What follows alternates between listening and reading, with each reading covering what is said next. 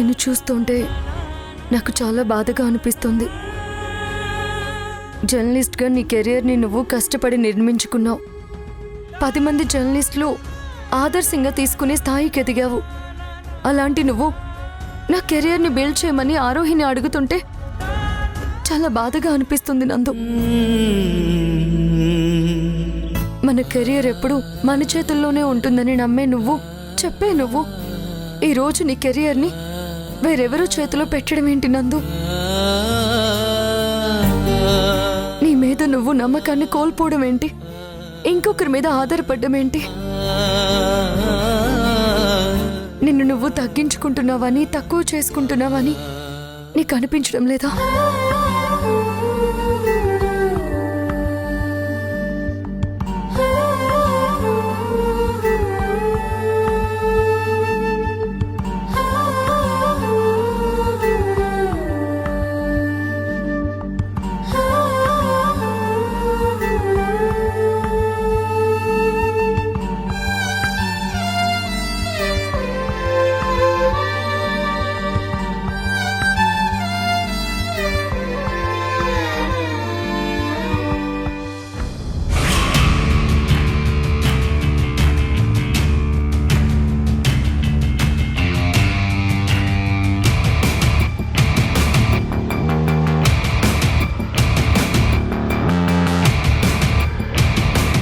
Already తిట్టారు, కొట్టారు. ఇంకా ఎందుకు మేడం అలా ఉరిమురిమి చూసి చూపులతో చంపుతారు? నీ వల్ల బంగారం లాంటి ప్లాను ఫెయిల్ అయింది. నువ్వా లెటర్ మీద ఇట్లు ఆరోహి అని గనక రాయకుండా ఉండుంటే ఈ పాటికి నా గురించి మేఘనకి ఎంతవరకు తెలుసో తెలుసుకునేదాన్ని. చేతుల దాకా వచ్చిన మంచి అవకాశాన్ని బూడిదపాలు చేశావు. మేడం, సముద్రంలో నీళ్ళకి కొదవా, మీ బుర్రలో ప్లాన్లకి కొదవా? ఒక పెగ్ వేసి ఆలోచించండి మేడం. ఆ ప్లాన్ని తలదన్నే బాబు లాంటి ప్లాన్ తడుతుంది. అందుకని ఈ ప్లాన్ ఫెయిల్ అయిందని మీరు టెన్షన్ పడాల్సిన అవసరం లేదు మేడం. అణుబాంబు లాంటి అవకాశం మిమ్మల్ని వెతుక్కుంటూ వస్తుంది చూడండి.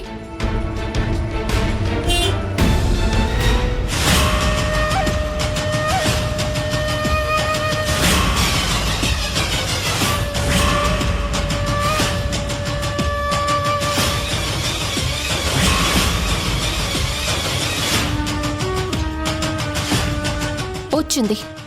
ఆ ఆకాష్ గడి రూపంలో అనుభవం లాంటి అవకాశం వచ్చింది. వాడు మేఘనని పికప్ చేసుకోవడానికే వచ్చినట్టున్నాడు. మేఘన ఆకాష్ బండి ఎక్కుతుండడం నందు చూశాడనుకో, మేఘన వాడితో క్లోజ్గా తిరుగుతోందని నందుకి లేనిపోని అబద్ధాలు చెప్పి నందు మనసులో మేఘన మీద డౌట్ అనే విషయాన్ని నింపచ్చు.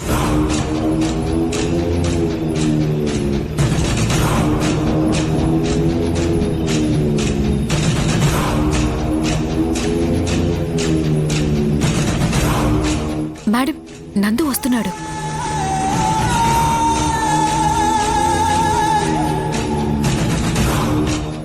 బార్బీ, మేఘన వచ్చి ఆకాష్ బండి ఎక్కే వరకు నందుని ఆపేయాలి. కానీ ఎలా?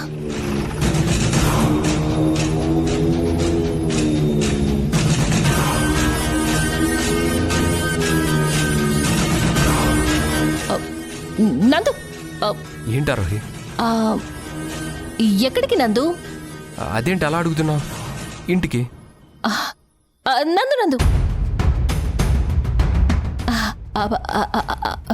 అంటే నా ఉద్దేశం వెంటనే వెళ్ళాలా? ఒక్క 2 minutes నాతో మాట్లాడుతూ టైం స్పెండ్ చేయొచ్చు కదా. ఏంటి అలా చూస్తున్నావు? ఇందాకేమో ఫుల్ టెన్షన్లో ఉన్నానని అన్నావు, కానీ ఇప్పుడేమో చాలా కూల్గా ఉన్నావు. ఇంతలోనే అంత టెన్షన్ ఎలా మాయమైపోయిందని? అందుకు కారణం ఆకాష్ని చూడటం.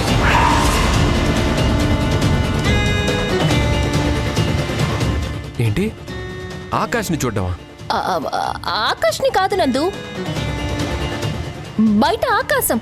ఆకాశం చాలా నీలంగా ఉంది కదా.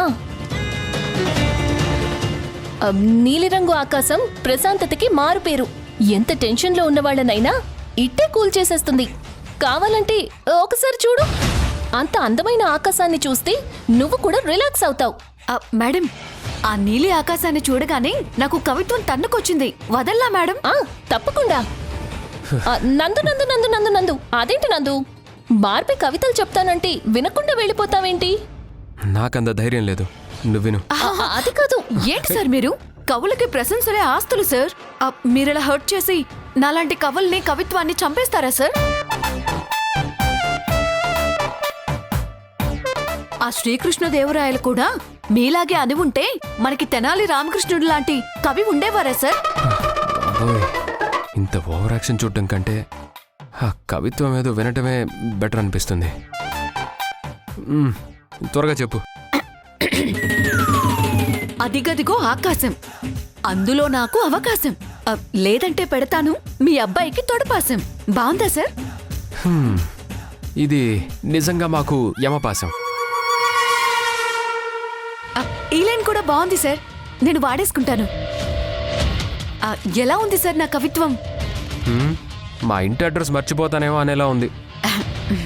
మీరు భలే జోకులేస్తారు సార్.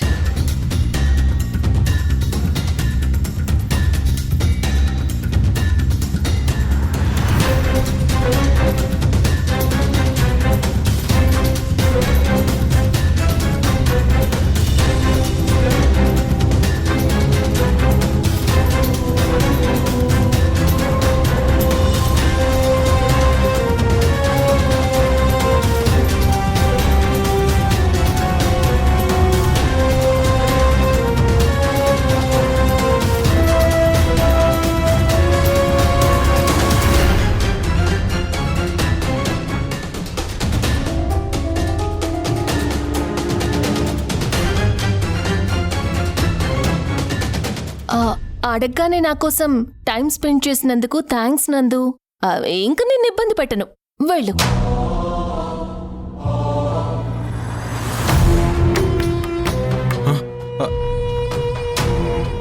ఏంటి ఆకాష్, ఏదో అర్జెంటుగా మాట్లాడాలన్నా? ఈడ కాదు మేడమో, బండి ఎక్కడ చెప్తా. పర్లేదు చెప్పు ఆకాష్. లేదు మేడమో, ఈడ చెప్పే విషయం కాదు అది. బండి ఎక్కడ చెప్తా.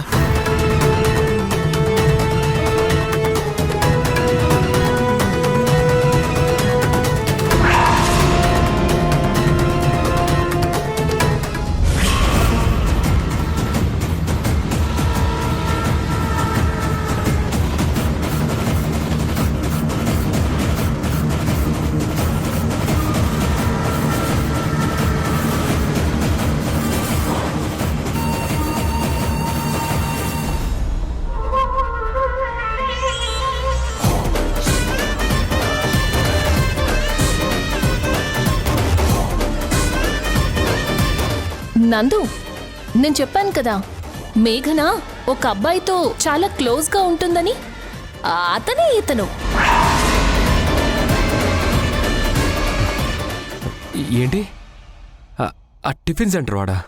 అవును నందు, రోజు అతనే మేఘనని ఆఫీస్ దగ్గర డ్రాప్ చేస్తున్నాడు, ఈవినింగ్ పికప్ చేసుకుంటున్నాడు.